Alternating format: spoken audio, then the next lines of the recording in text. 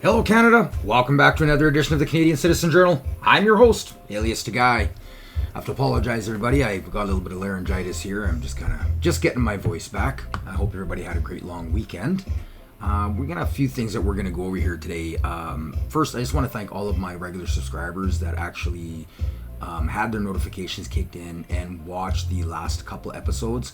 I got absolutely crushed by censorship. Yeah, but you know what? I did this channel to get the truth. Sorry, just the truth out. And some things are worth suffering the wrath of a socialist fascist government to try and get, well, knowledge to people so that they actually see what's going on. So I just want to thank all of those viewers that did share and watch those episodes. The algorithms, like I said, they smacked me around hardcore. Numbers plummeted. But now that we kind of got that out and open in the air, let's get back to kind of a more, well, civilized broadcast. So we're going to kind of tear apart this presser that Prime Minister Carney here had today. And again, just as usual, break it down, show truth to light and what is really going on behind the scenes while everybody's elbows up, heads are in the sand. Canada is... What we voted in, the reality needs to be shown. So without further ado, let's just get started on this embarrassment and, of course, propaganda doing what it does best. So to turn challenge into opportunity with Minister Hodgson, Secretary of State Fuhr, today I'm announcing a series of new measures to help the softwood lumber industry pivot to a growing Canadian market and to the markets of reliable trading partners around the world. Today, I am announcing a series of new measures to help the softwood lumber industry to turn increasingly to a growing Canadian market and new, reliable trading partners around the world. The first pillar is to give our companies that need liquidity, that liquidity, in order to address immediate pressures. To do so, we'll provide up to $700 million in loan guarantees. This will ensure that forestry companies of all sizes have the competitive financing they need to maintain and restructure, if necessary, their operations during a period of profound transformation. Second, to make the softwood lumber industry more competitive for the long term, we will provide an additional $500 million, largely in grants and contributions to supercharge new product development and new market diversification. Products such as reinforced timber and low-carbon wood fiber-based insulation materials that are used in prefabricated and modular housing. Now, let's just kind of get serious here. So, again, I post everything in the links so that all of my audience has the ability to find the truth. Sorry, just the truth, just the facts. Yes, Brookfield spent $5 billion to buy a company that specializes in modular construction in 2021. At the same time, they were also rallying governments, influencing, peddling, settling, doing anything they can in order to get these investors feet in the door and, like he said, funded by your taxpayer dollars. So Brookfield Business Partners did acquire Modular Group. Again, I'm posting all of this. These are all the links. You guys can go right through it. Oh, Canada. Big trouble. And how about right from Brookfield's own sales representatives?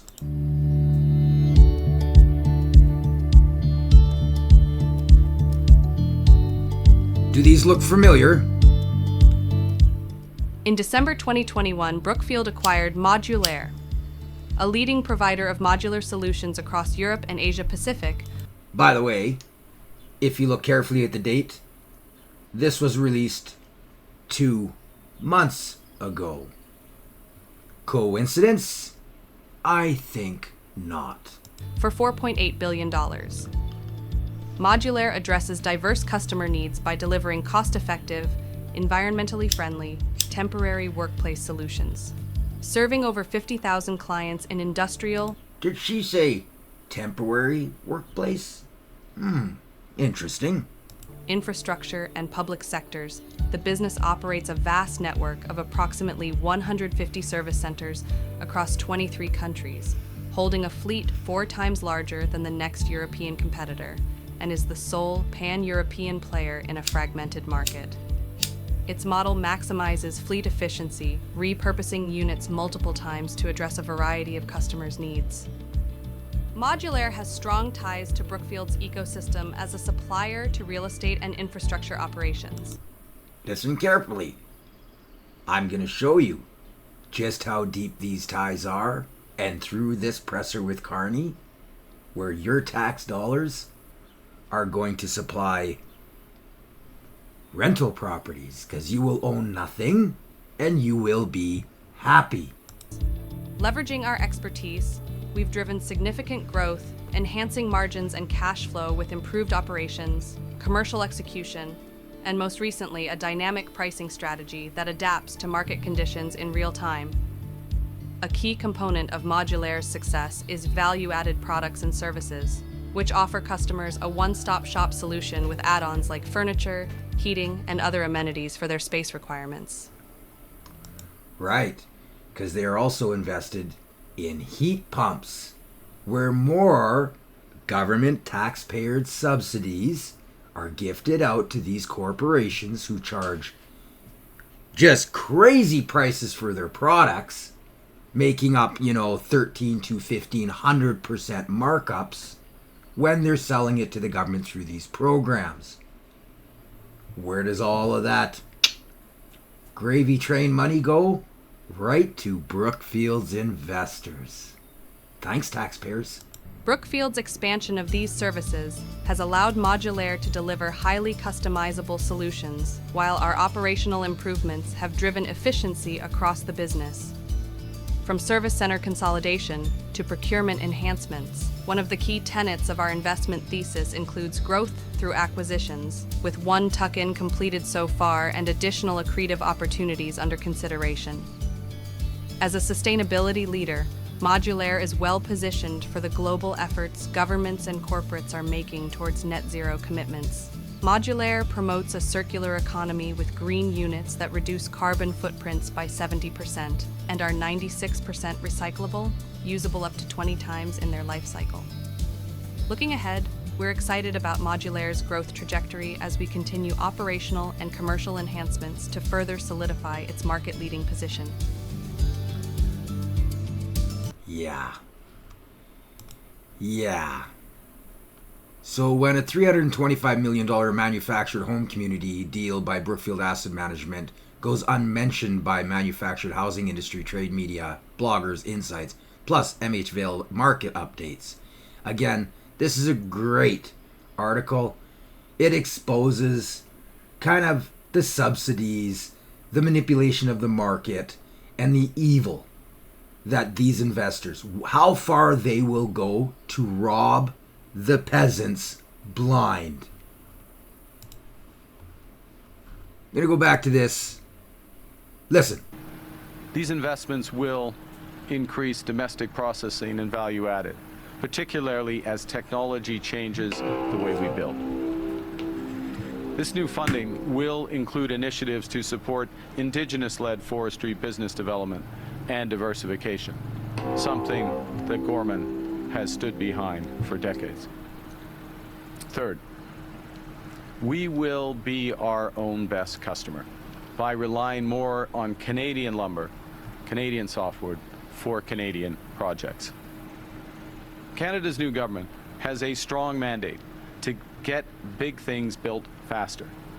That means millions of more homes, major new ports, new trade corridors, new energy projects. And as we build bigger and faster, we will build Canadian, prioritizing Canadian lumber, Canadian steel, Canadian aluminum in Canadian construction. Canada's new government is working to double the pace of new home building to almost 500,000 new units a year over the course of the next decade. How is that going to help when you're bringing over 1 million people in every year? This just increases the profits made by all of these investment firms, while Canadians can't buy homes and are forced to rent them in recycled trash cans. That alone could double the use of Canadian softwood lumber in new residential construction, an increase of almost 2 billion board feet, and double the demand for structural panels, an increase of nearly 1 billion square feet. To help realize that potential, this fall, we will launch Build Canada Homes. Build Canada Homes will start by getting the government back in the business of building deeply affordable homes. Did you hear what he said? Deeply affordable homes. This is straight out propaganda. And in the process, catalyze a new housing industry using Canadian technology, Canadian lumber, and Canadian workers. Now, I found this gentleman, and I couldn't have said it better myself. No one questioned it. No one, absolutely no one. When World War II ended and thousands and thousands and thousands of Canadian troops came back pouring into Canada and they needed somewhere to live, they built houses for them. They found a way to build houses through what is now CMHC. We see them. If you want to drive around Toronto, you always say, oh yeah, there's a wartime house. You'd always see them. But they got busy and they built them. Okay, and they built enough. They're small, they were simple, but they built enough, and they were owned. They were owned. Like the government's answer to a housing crisis was never affordable homes, which is a direct translation into rental property, rental homes. We're going to rent you something. We're going to rent you a condo. You caught that, right? This guy's laying the truth out. That's what affordable homes are.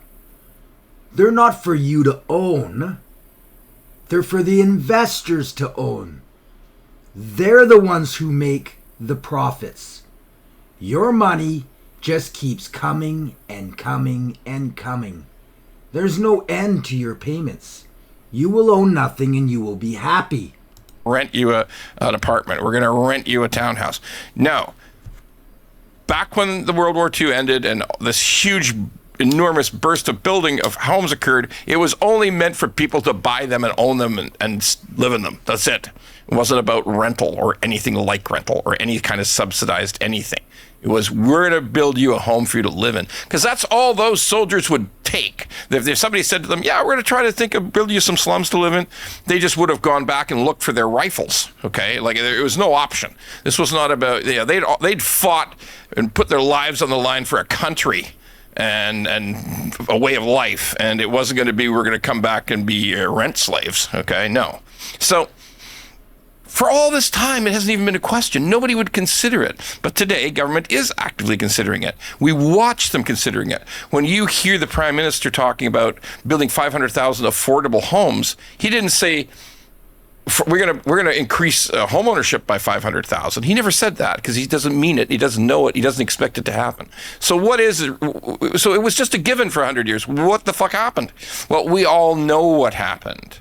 We now have a world in which the average home price for a low-rise a single, townhouse, it's like 8.5 times income in Ontario and British Columbia. So it's almost unattainable for ordinary workers. We've had wage suppression. We all understand, everyone understands there's been wage suppression. Everybody gets it. We watch the government bring in hundreds of thousands of temporary workers to maintain wage suppression. Yeah, I don't want to listen to any other bullshit out of these people. That's what it was. That's what it accomplished. So we have far too expensive houses. We have wage suppression.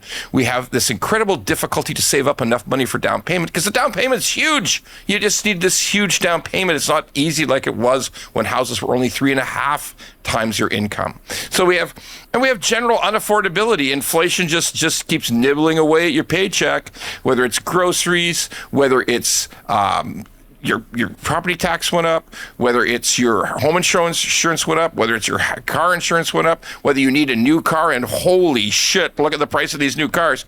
All of those things, it's harder. So he just laid the truth right out. And again, link is in the bottom. I found this guy. I watched some of his videos. I subscribe. I like. And now I'm sharing. This is how you get the truth out. This is what I need you to do for me, and I need you to do for all of these others who are getting the truth out, who are constantly being censored and suppressed. Excuse me. Darn throat. It's imperative. Knowledge is power, but it is more powerful when it is shared. We're going to move on. Let's expose a little wee bit more. So, who owns and is getting the tenders and bids in order to purchase large swaths of land, very expensive parcels within cities and urban areas in order to build these sardine, socialist, communist style housing? Well, when you get companies like this, who are bought and paid for by Brookfield, and then pushed because now the head honcho, the King Putin himself, was in power when these purchases went down, you're going to own everything. And the people, the peasants, aren't going to have a single say. So, these are just a couple. Fidelity announces private real estate investment deal with Brookfield Asset Management, July 12th, 2023. Fidelity Investments Canada ULC announced that it has signed a deal that will offer investors exposure to private real estate investments through Brookfield Asset Management.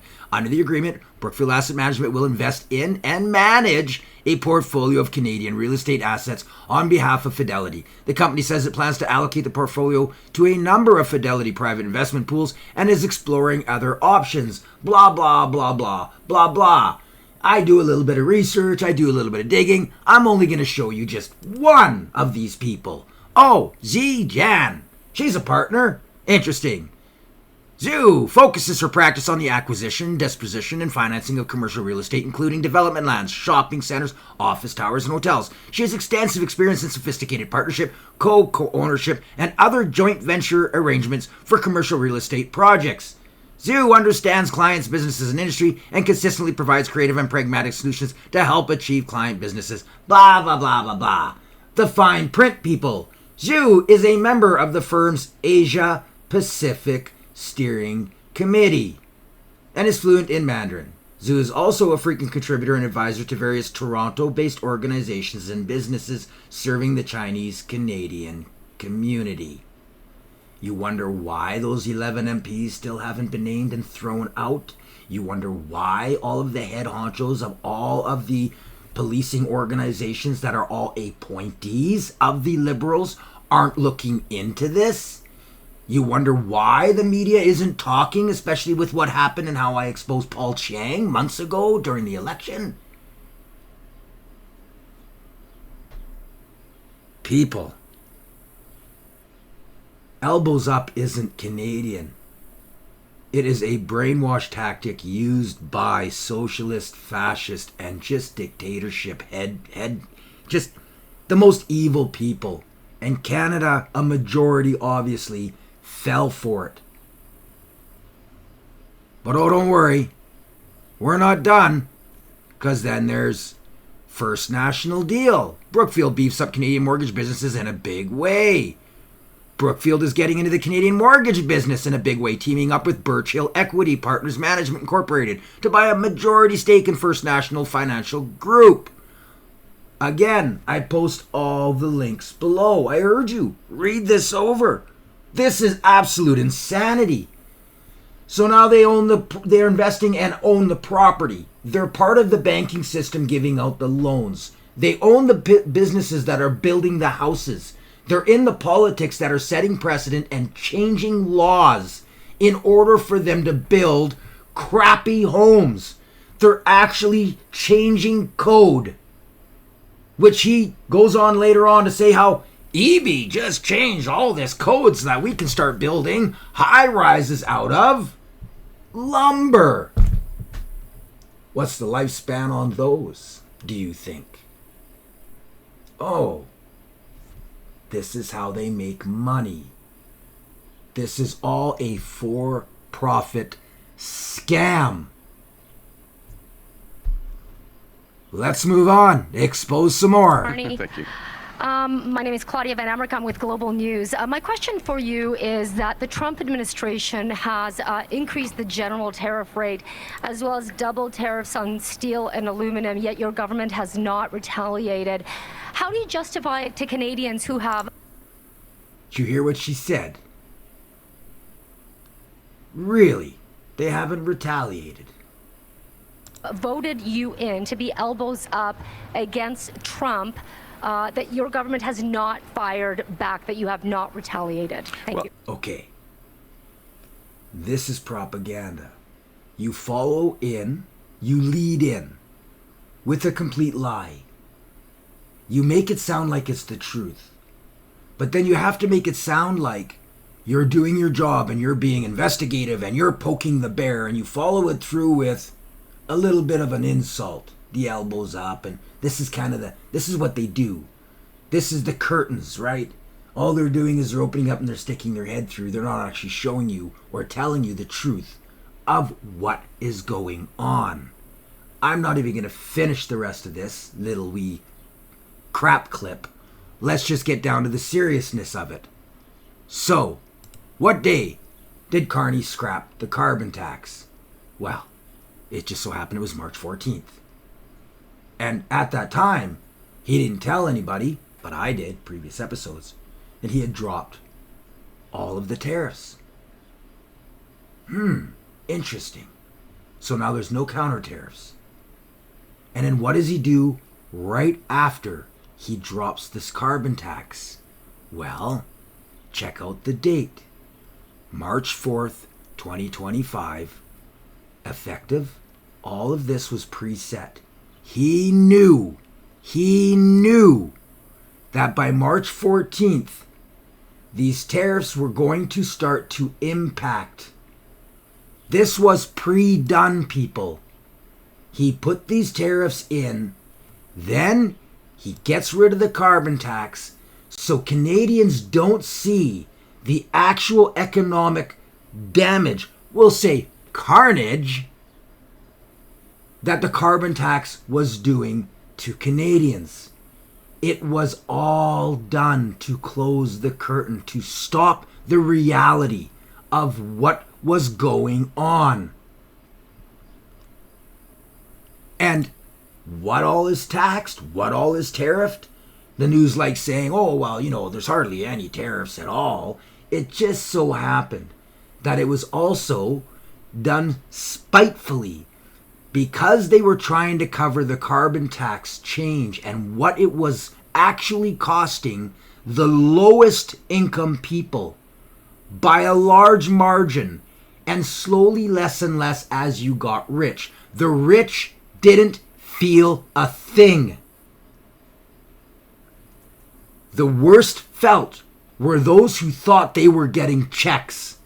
And in the meantime, those checks were causing economic destruction to all of the small businesses, to our entire Canadian economy. Now, the list. What do you mean there's only a few things? A few things? Really?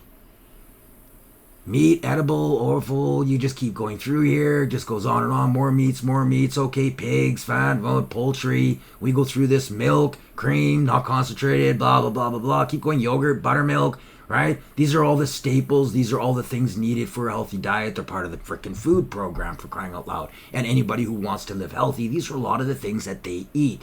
right? And you just keep going. You can get into the whey, which is, of course, the byproduct of butter and cheese, and you keep going, the cheese and curds. Don't forget now we're into eggs, birds' eggs, all different types, chicken eggs. You got the whole works of it. Oh, don't forget honeys. Now we get into the fruit, the tomatoes, right? Oh, and then you got the beans, the legumes, the citrus fruit, right? Melons, apricots. This just keeps going and going and going and going and going. I can just keep scrolling. Again, I post it. You can check it out. It's in the links. It just keeps going. It just keeps going. And guess what? This is only Appendix A. There's more. There's more. It just keeps going. It just keeps going. I'm not even a quarter way down the list, people. In fact, I am less than, I'm like 1/10 the way down the list. Right. Interesting.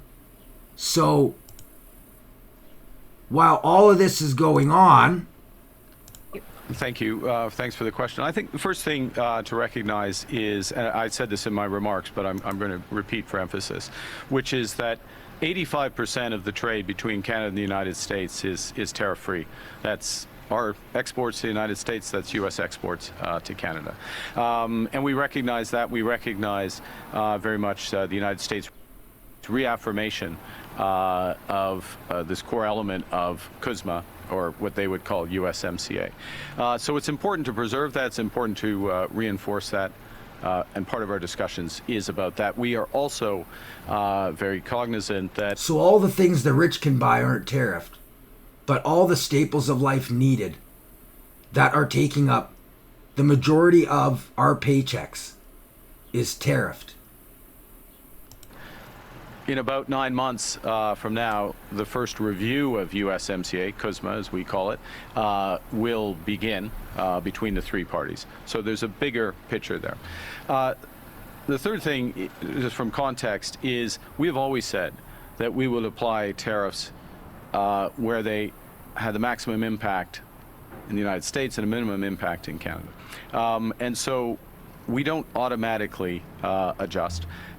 We look at what we can do for our industry. That's most. You mean what you can do for your investors?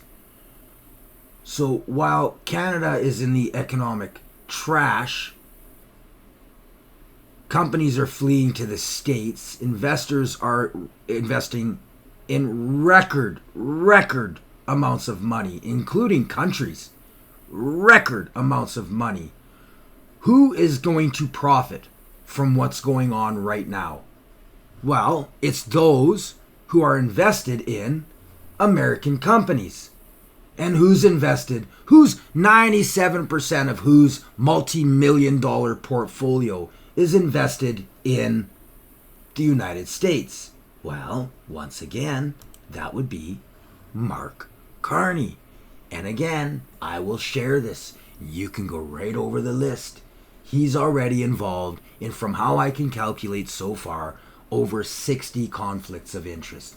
The fact that he ran as prime minister was already one of the largest breaches of ethics any single country could ever allow happen to its own system.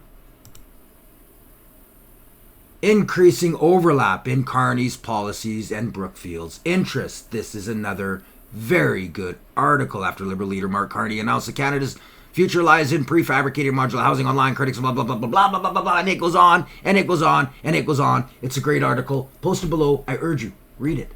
Read it. Share it. Get the word out. This goes right through date for date for date. 2023, $5 billion acquire home serve, British home repair, right? They go right in. 2022, Brookfield partner with Train Technologies. This is the heat pumps. This goes on and on and on. This is all backdoor trading. This is all illegal. But the way that they did it, they knew all the gray areas, and they were protected by the Liberal Party and other governments that were all in cahoots with what was going on. Let's just move on. Merci. Prochaine question. S'il vous plaît.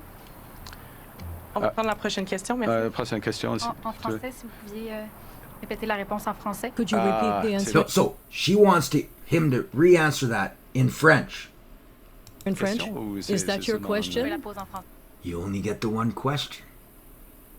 Damn. Let's not let the French hear that. Mathis Harvey, Radio-Canada. Plusieurs premiers ministres vous ont A demandé de number of hausser le ton, de premiers faire preuve have de plus de asked you fermeté to pour répondre show a à more determined l'administration tone Trump. in Pourquoi relation ne to pas the déjà U.S. avoir annoncé de administration. contre-tarifs Why pour, did you not already d'accord. announce counter tariffs Merci pour against the votre, U.S.? merci pour votre question. Thank you for your question. Alors, nous sommes dans la situation actuelle. The current et que le situation Canada is that dans Canada la meilleure position à ce is in moment-ci the best en ce qui position concerne at this point les tarifs, in relation to American. U.S. tariffs. c'est-à-dire que Are we really? Are we really? Are Canadians invested in American companies? Or just the elite, the Laurentian elite, the WEF buddy system? Well, truth be known, I'm going to have to mute the music. Economic surveys suggest that Canada's economy is already experiencing a technical recession, with output expected to shrink by better than 1% annualized in the second quarter of 2025 and 0.1% in Q3, driven by rising unemployment and falling exports due to trade uncertainties with the U.S. Most agencies surveyed believe that Q2 and Q3 GDP growth will be negative, thus meeting the technical definition of a recession. The primary focus is on potential job losses, citing declining sales, cautious consumer behavior, and a housing market unresponsive to interest rate cuts. The Bank of Canada chose to keep interest rates unchanged at 2.75% in their June meeting. Widely expected, but some thought they could continue to lower rates based on slow growth and near-target inflation. The BOC indicated that rates could move lower should some resolution come to the U.S. trade policy. Now, who benefits from them not dropping the rates? They don't want you to own a home.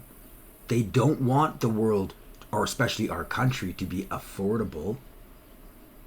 This is why Trump is hammering on his own trade secretary, on his own bank governor, on all of the people who are advising the Federal Reserve to cut the rates.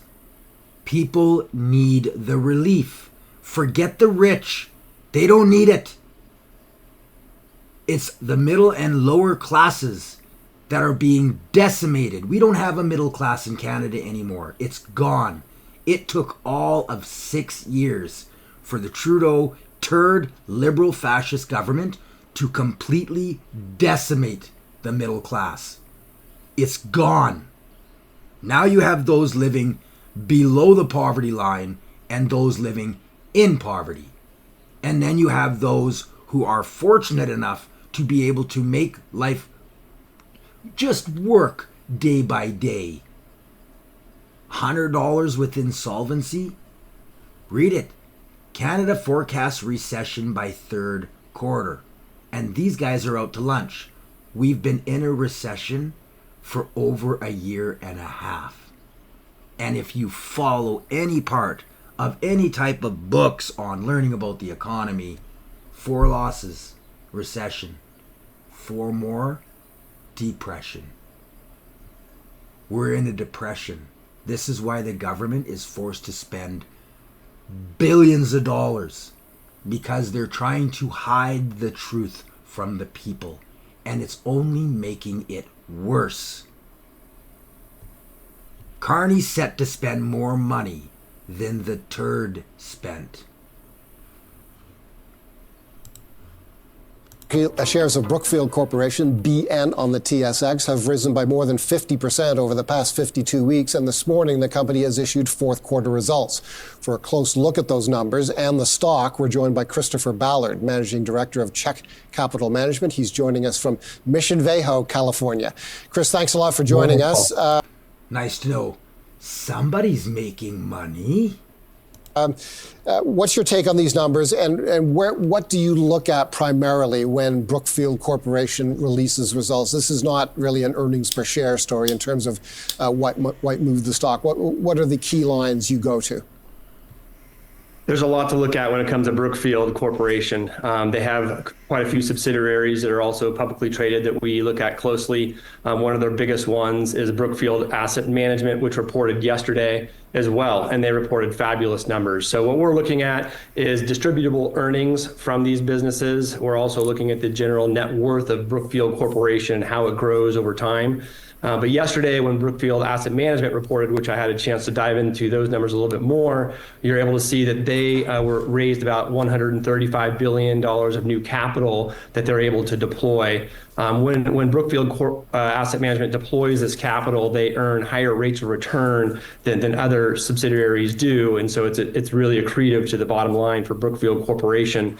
When they also raise these assets, they can sit on them for quite a while before deploying them, so they can almost time the growth story for the parent company as a whole. And they've been growing 15 to 20% annualized now for quite a while, as they did again last year. And Brookfield Asset Management now manages more than $1 trillion. They are a global leader in investment in infrastructure and all different aspects of renewable energy across the world. And so, yeah, they're actually on pace. We're looking at $2 trillion under management really being the next goal. But we also look at other aspects of like AI, which is the big news these days. So let's just break this down a little bit better. It's very, very easy to kind of break it down. And all you got to do is you go through the dates of Mark Carney's rise to the Canadian leadership role. And if you compare all of these dates and you actually look at Brookfield's stock, you soon realize, my lord, how stupid are Canadians?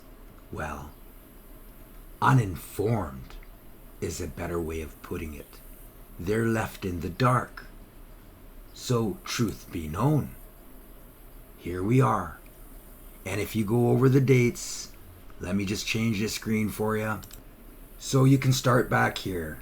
I can go even further, but we'll just break it down to the obvious rise of Carney and his, well, backdoor dealings.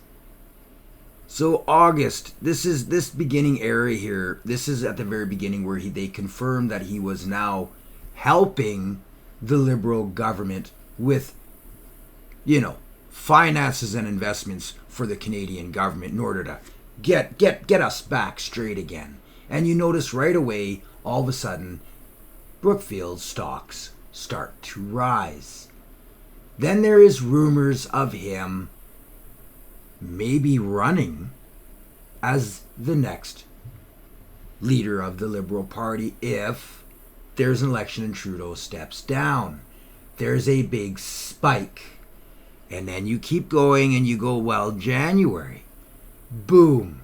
Trudeau steps down. Carney announces he is running for the leadership.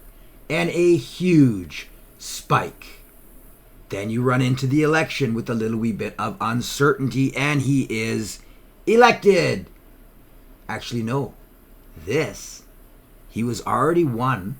This is his win in the Liberal Party. This is where he says, I'm getting rid of the carbon tax. And now the tariffs are kicking in. Oh, huge spike. Then the election. Then he wins. And they go back to record profits.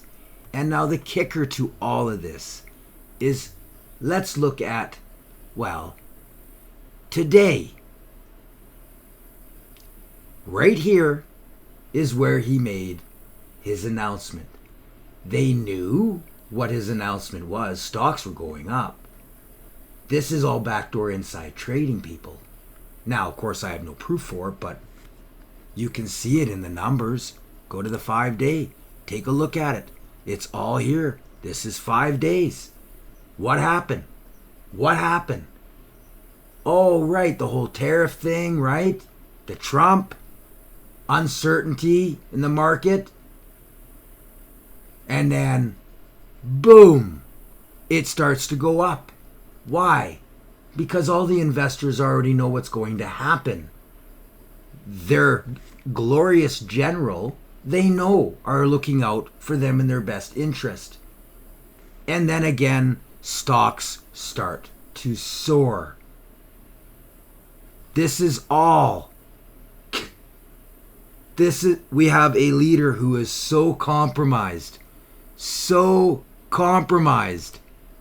And in the meantime, Canada's economy is falling behind, and there's like major articles coming out like we've got to talk about this. Is nobody paying attention to what's going on? Let's just move on a little further. Next question, CBC. Hi, Prime Minister Carney. Brady Strachan, CBC Kelowna. Have you spoken to Donald Trump in recent days, and will you retaliate with more counter tariffs, including on American steel, or countermeasures or lift countermeasures already in place? Now, I got to give this reporter credit because he actually said the truth with more counter tariffs. Got to remember, he's tariffing the living daylights out of all of the lower class Canadians. The rich aren't feeling anything. We are. Thank you for the question. I haven't spoken to the president in recent days. We'll speak when it makes sense. You mean the president won't speak to you? Won't speak to you? Well, are there any plans for the two leaders to speak? I saw President Trump said your prime minister called him Thursday and they just never connected. I mean, are tensions that high? And given the changing justification for the tariffs, do you really feel like you're negotiating with the other side in good faith? Now, Face the Nation is, American Propaganda 101, people. I would not even doubt it if he knew the questions before they came. These guys are so bad. So I'm not going to play the answer. Because it's LeBlanc, and like his name, sure we do. Of course we do. As I say, but political crap. No, Trump did not take his call. Previous episode, I exposed it where Trump even said it. Yeah, he had called, but I didn't talk. They're not interested. They're not interested. We have a protectionist system up here. We live in a socialist world. Our government is going to try anything and everything possible in order to make sure they keep both feet on the heads of the peasants, while all the Laurentian elite make money. Next question, Kelowna Courier. Barb Aguirre, Kelowna Courier. Do you feel the U.S. under the Trump administration would honor any trade agreement that Canada could negotiate, seeing that they're a perceived unreliable trade partner? I think this, when you're in a negotiation like this, and it's a very fluid one, you're looking for real win-win opportunities that make an agreement reinforcing. That's the first point. So looking at those areas where the U.S., the president personally puts a very high emphasis on. So the president cares deeply about cross-border flow of fentanyl, ending the scourge of fentanyl. So do we. No, we don't. Are in the process of cracking down on fentanyl. The people do, but our government doesn't. Fentanyl. We got 1,000 more RCMP personnel coming on board. We have 1,000 more border agents. Right, coming on board. We've got better surveillance technology. We're cracking down on transnational rented helicopters owned by liberal people who don't have to abide by the same rules as regular companies who aren't part of the liberal corporation.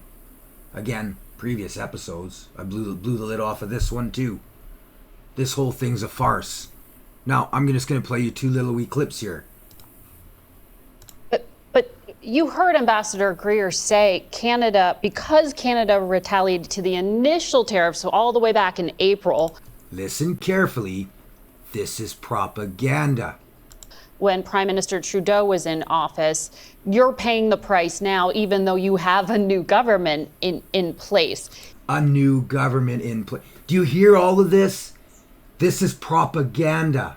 I literally just showed all of the dates.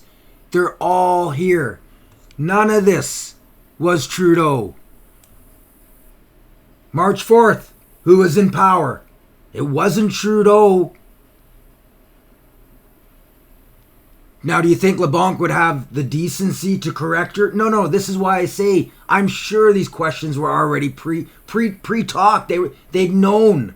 And it wouldn't surprise me, CBS, especially with what a lot of these people now working in the Trump administration have exposed on how literally these These supposed news agencies are bought and paid for by the Democratic Party.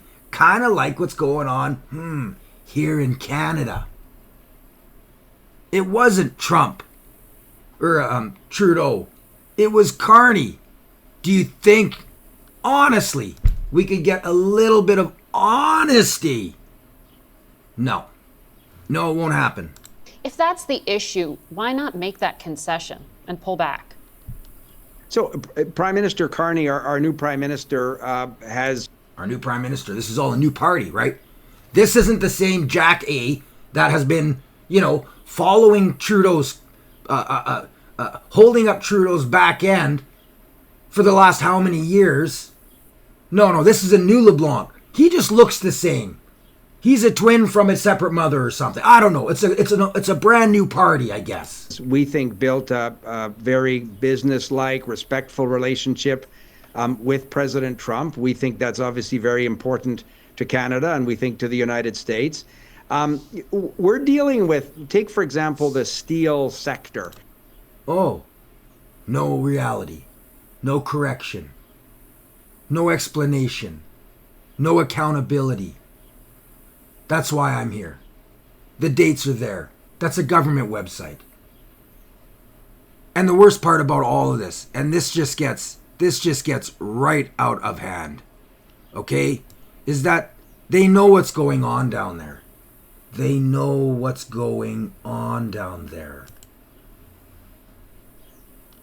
I was one of the very first people to sound the alarm on the problems at the northern border, that, the cartels were realizing that there was a crunch at the southern border, and now they were moving to the northern border because we really just didn't have the resources there. And although the numbers are lower, almost 90% of the people on the terror watch list actually come across the northern border. And so You heard that, right? I've exposed this so many times on so many episodes. Refocused a lot of people's attention on that. Tom Homan actually hails from my district, still has a home there, and one of the co-founders of the Northern Border Security Caucus, so we meet regularly to talk about how we can help all of our local law enforcement, plus ICE, plus Customs and Border Protection, and everyone that's trying to keep our northern border secure. And I just think your viewers should know, why is this happening in New York? Because New York is one of the sanctuary states, sanctuary cities, sanctuary campuses, and they have this thing called the Green Light Law that was passed by then Governor Cuomo that actually prohibits our law enforcement from working the Department of Motor Vehicles and other agencies to determine if we have criminal gang members and people, in our midst that are coming across our border. Why would he? Thank you, Nate Friedman, by the way. That was a very great little clip he did. It's actually really, really good. Again, look him up. Yeah, he's an investigative journalist. He does a great job, but it doesn't stop there. We can just keep going and going and going. 3 men are facing human smuggling related charges after police found 44 people in a cube van. This was in southern Quebec. Mounties and Quebec provincial police stopped the van early Sunday near Stansted, north of the border from Vermont. Most of the people in the van were Haitian nationals. Police say they looked visibly distraught and were suffering from dehydration. The Canada Border Services Agency says most of them were transferred to a refugee processing center. The agency did not say what happened to the rest of them. Wow. And the names of the 3 people there, CTV? Do you plan on... Olga Kun Merson, 25. Dogan Alakas and Firat Yuksef, both 31, have been charged with inducing, aiding, and abetting someone to commit an offense under the Immigration and Refugee Protection Act, as well as assisting people to enter Canada outside of a designated customs office. What has Carney done? Nothing. He has done nothing. Kelowna Now. Good morning, Steve McNall from Kelowna Now. It was referenced here earlier today, the Peachland wildfire. Yeah. And it brought crystal clear again to local media how we disseminate information quickly and effectively. Bill C-18 stands in our way to get back onto Facebook and Instagram.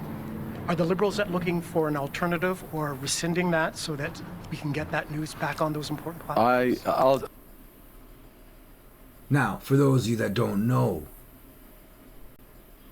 There have been houses burnt, people who've missed their evacuations. They're even so-called, now I got to double check because there's been a few posts, but I got to fact check a lot of things. But it sounds like there have been lives lost because of the censorship and the fact that people can't get information on social media platforms because of these censorship bills. You have to be government accredited through the government agencies by their appointed government officials in order to be a accredited source. So what is Facebook? Facebook banned all news. And then you get places like the forum I'm on right now where they just censor the living bejesus out of you if you say anything out of the party line. There were a pile of people who didn't have any preparation or knowledge. They've been calling radio stations. They've been all over social media. X is ablaze with thousands of people, especially what happened in BC here through the Okanagan, on how they didn't have the information. Nobody listens to CBC or CTV. They don't buy, subscribe, pay attention to them because it's fake news. But all of the other places that they're on are censored because of these bills, and now they don't get information. So they get it vis-a-vis friends and other family members and people within that area that are shooting out text, taking pictures, putting it on whatever, X, TikTok, blah, blah, blah. I can get 10 times more accurate and 100 times faster information off of my social medias through point-to-point contact or independence than I can ever get off anything the CRTC regulates. These guys are so far behind, they're 6 mountains back, drowning in a gosh darn lake. And then they only tell you what they want you to know, not what you really need to know. This reporter was bang on the money. Listen to this schmuck. I'll say this, Steve. Thank you for the question. First thing, and one of the things that we have done, and I'll answer your specific question, but let me make a point on something we have done, which is, and you may not like this part of the answer, but I'm going to give it to you. Nobody likes your answers because you lie, you cheat, you steal. Which is that one of the roles of CBC Radio Canada is to provide unbiased, immediate local information, particularly in terms of in situations such as you're referring to, and that's one of the reasons why we've made the commitment to invest and reinforce and actually change the governance of CBC Radio Can to ensure that they are providing those essential services. Which they're not, and they're still not, because they're still protecting Carney. Now, let's get serious here. Censorship, it's everywhere. Whether it's Russia Today, All Canadians, or me, censorship is back in fashion. Why? And who does it benefit? Is it the vulnerable? There are people all around the world and a lot of countries that have taken many steps back, watching Canada fall into a totalitarian fascist government. We've lost most of our respect on the national stage, especially with the last Palestinian support, while Hamas support our government just went through. Now, let's just dabble on to a few other newsworthy where CBC isn't telling you, or they may mention it, but they're just going to lie, CTV Global, all the rest of them. Okay, the Hill Times. This is a great article. So last year, the Office of the Public Sector of Integrity Commissioner received 348 disclosures of wrongdoing and had a backlog of 108 cases reported the year prior. Canada's Public Service Integrity Commission is facing a massive backlog in cases and insufficient funding, which she says jeopardizes her office's liability to expose wrongdoing in the public service and to protect whistleblowers. We're at 5 times our capacity, which means some investigations may never see the light of day. Public Sector Integrity Commissioner Harriet Soloway said in an interview with the Hill Times. It's really rather discouraging. Now she goes on and on and on. In other words, this is all. We have a government that is so corrupt. They have done everything possible to lay bricks in front of people. And in order to blame, accuse, charge, and just completely dismember anybody who comes in their way. And they get the help by who? Their propaganda arm. I urge you to read this whole article. It's a great article. And it dabbles on a lot. Moving on. This is fascinating, but not surprising. Terry, I'm going to start with you. Can you take us back to that moment where you found out you were banished from your own community, a community that you've raised 5 daughters in? Well, I had just done the legal process with my band. They had tried to charge me, the check stop had tried to charge me for going through that check stop in January. You know, I went through, it was a provincial charges I was going against. You know, I was being charged provincially. And they were all stayed, they were all unfounded or whatever. They were all dropped, basically. I had a $600 fine out of it. So I beat them. In that sense. But at that time, the RCMP told me, you're not allowed on your reserve. I'm like, well, this got nothing to do with you guys. You guys are getting involved in a native matter. And, you know, but I didn't. I said, okay, well, you know what? I'll wait till my court day and I'll go in. He said, that's the only time you can come back to the reserve is on your court day. I didn't know they had the authority to keep me off my reserve. But anyways, long story short, I let it happen. And I went into court about 4 months later. I went to Nelson House because my court day was up. And all the charges were dropped and whatnot. And I don't know what became of that, but my lawyer had fought for me and he got those charges dropped.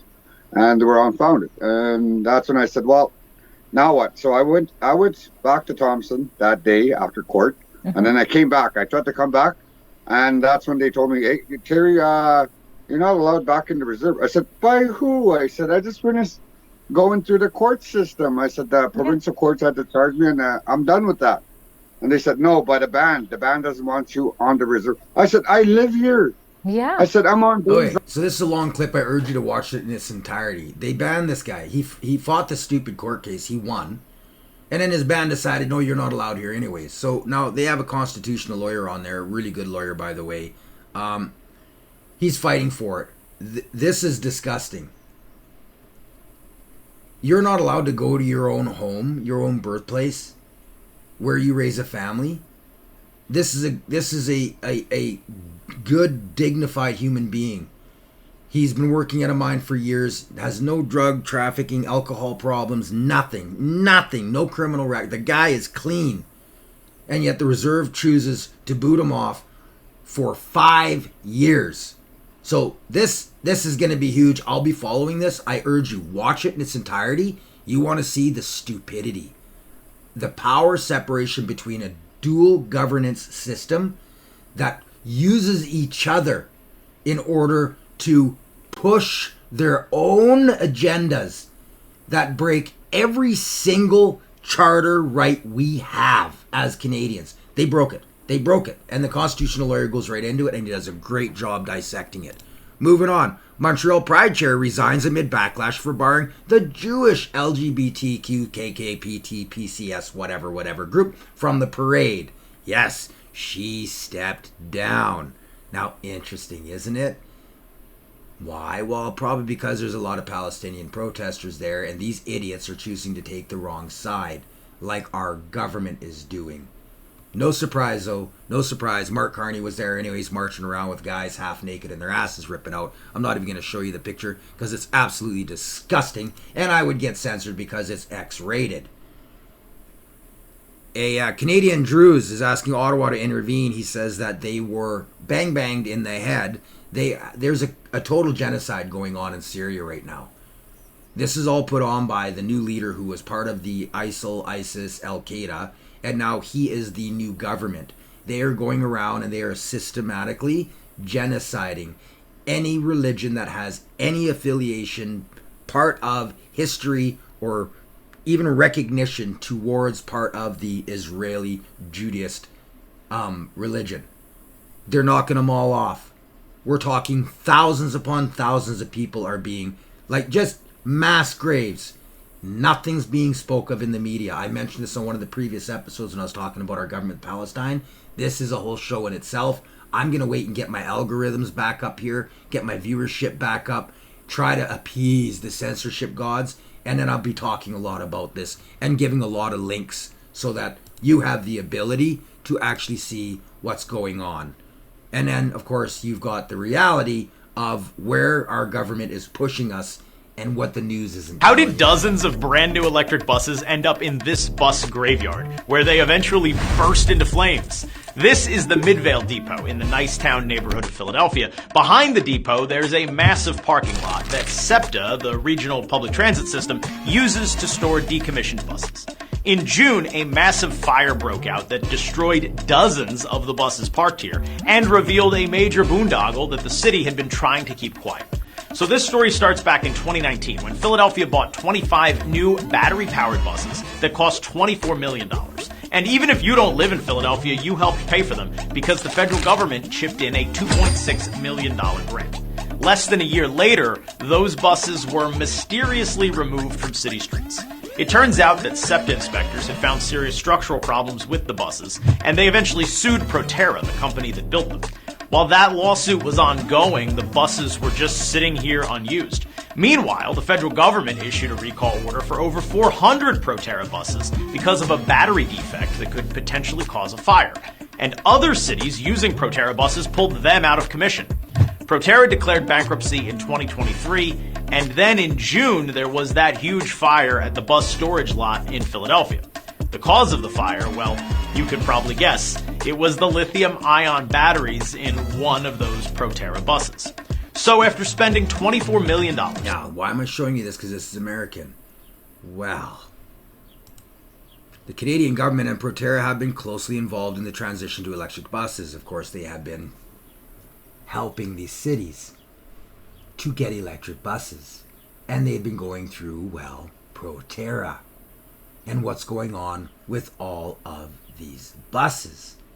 Well, interesting you may ask. So when you've got a pile of cities, like BC's Transit's battery electric bus manufacturer filed for bankruptcy, let alone the fact that there are hundreds of these buses that aren't running. They can't get parts. And because of all of the safety protocol that's happened down in the States, there is a huge liability on them that these could actually cause, end of life, people. End of life. And then you've got places like, well, Edmonton. Fleet of electric buses failing amid manufacturer's bankruptcy proceedings. What do? Well, who paid for this? Oh, right, the city got involved, used taxpayers' money, got government grants, all taxpayer, more money, more taxes, all laundered, given to these frickin' companies for something that should never have been in Canada. If they can't work in California, do you really think they're going to work here, where we get sub-zero temperatures? This is ridiculous, absolute ridiculous. And then, of course, I will post on here as well for your freedom of information, your access to, sorry, just the truth, nothing but the truth, the impacts of the Proterra Chapter 11 bankruptcy and how it's so far been muted in Canada, and all of the effects in different cities that are involved in this. We're talking millions upon hundreds of millions of dollars, people. Again, where's CBC, Mr. Carney? Right, because this goes against your agenda. We live in clown world here. I just in shock. So I hope you enjoyed today's episode. Please, pardon my voice, by the way. Make sure you like, share, and subscribe. I gotta beat algorithms. Like I said, the last 2 episodes really nailed me hard I hope you enjoy getting the truth. I hope I got you entertained, and I hope I gave you all of the information needed to keep you busy and really educate yourself on the destruction of Canada and the evil that we have now in the highest seat in our land. We're going downhill fast, man. I'm talking fast. This is craziness. Anyways, make sure you like, share, and subscribe. If you are, make sure you punch that notification bell so you don't miss any future episodes. Check out our clothing line. We've got great clothes. More is coming out. Until next time, you've been watching the Canadian Citizen Journal. Sorry, I am alias the Frog today. Until next time, stay informed.